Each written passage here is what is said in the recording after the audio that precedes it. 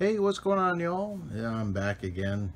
I'm prefacing a video again. I just had a little bit of fun with this. This was the PSB Paul Spartan speakers. This was the Sub Alpha I, the improved version here.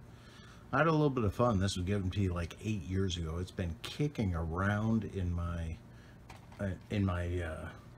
different moves and stuff. It has definitely collected.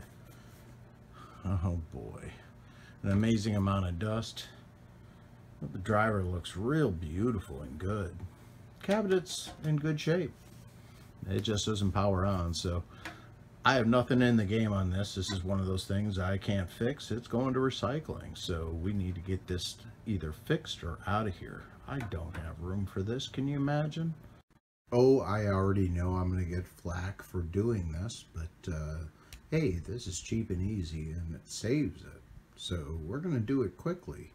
Let's get to it. So yeah, how teenagers used to get by with little money and wanting some boom boom in the trunk. We did stuff like this. This is a PSB subwoofer, powered subwoofer here. This is the Alpha SubZero I.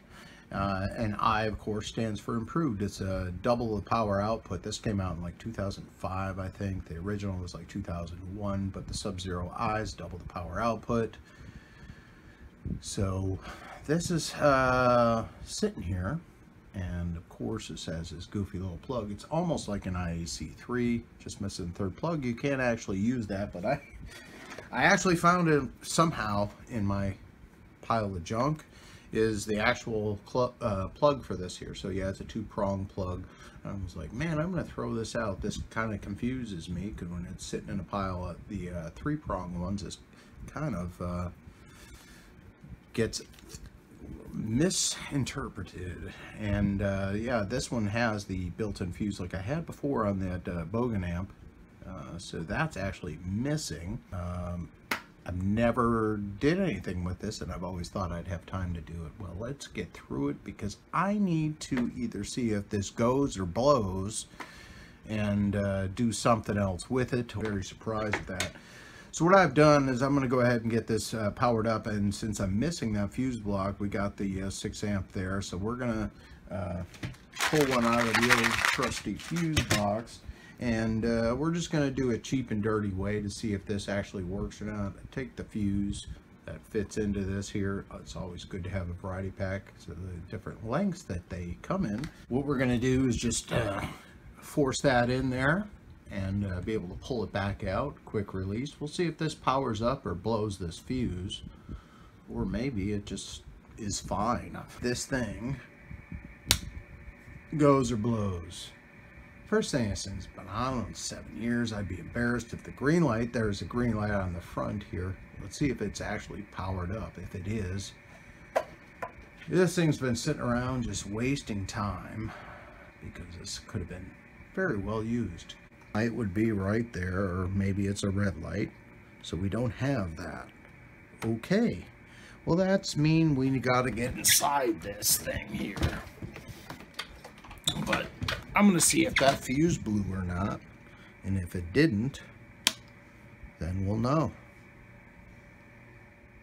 Okay, disconnected power, left it on. Do any discharging. Discharge. Anyway, let's all grow up. So, yeah, we don't have a blown fuse. Well, it won't focus in, will it? Will it? Will it? It's too bright. But anyway, yeah, the fuse isn't blown here. So we're going to go inside this unit. So we're going to pull off all the screws around the outside. Plastic ones so it leans a bit. And I try and correct the camera, but otherwise, we're here to disassemble something. No, disassemble.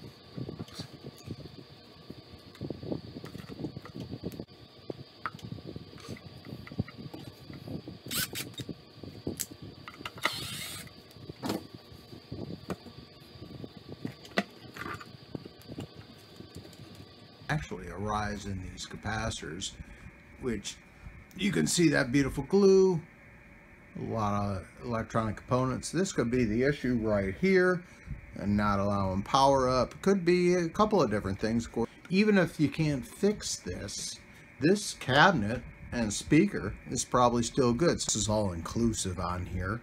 It could be some bad caps, it could be something else.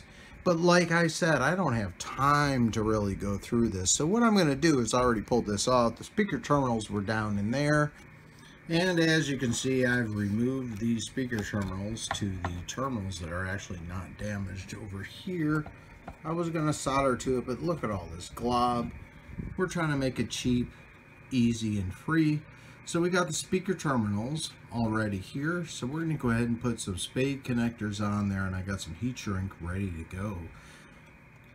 Yeah, so what I did here, and no, it isn't just crimped on.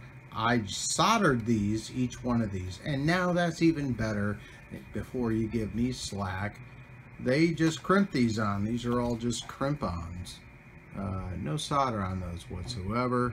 But at least, yes, this is the cheapest and dirtiest way to do it. I don't even have the right plug for it.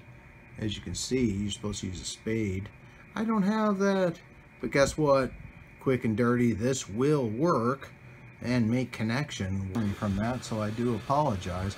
But yeah, we have these sealed up so they're not gonna be an issue. It's not gonna rattle. Everything's kind of done there. Yeah, now we're only worried about when we put this all back together. It'll be very simple and very easy. We're gonna go ahead and use these two component terminals here for speakers. Oh, excuse me. These two speaker terminals. So when you're on a budget and you have this laying around, go ahead and just bypass this thing and run these speaker terminals directly to the speaker. Cabinet is always still very, very nice and good, and I appreciate the sound quality of this, but we just need to use this. But you need to have beautiful labeling like I did here.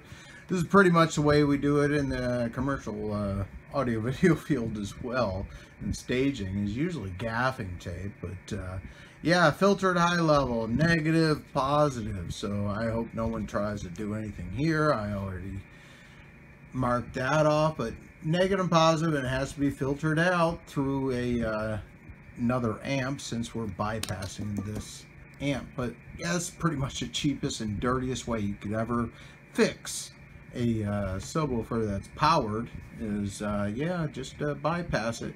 Now we're bypassing everything in the PSB minus the cabinet and the driver, and that's fine. You can still use it.